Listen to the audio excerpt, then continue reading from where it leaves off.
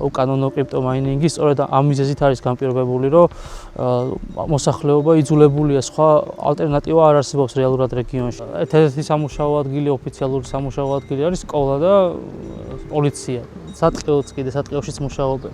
საჯარო სექტორი რა. მე ტურიზმის განვითარება გამაჩერებდა, იმიტომ რომ ერთ-ერთი ახლა სოფლის მეურნეობა და ტურიზმი არის ისი პოტენციალიც გვაქვს ჩვენ.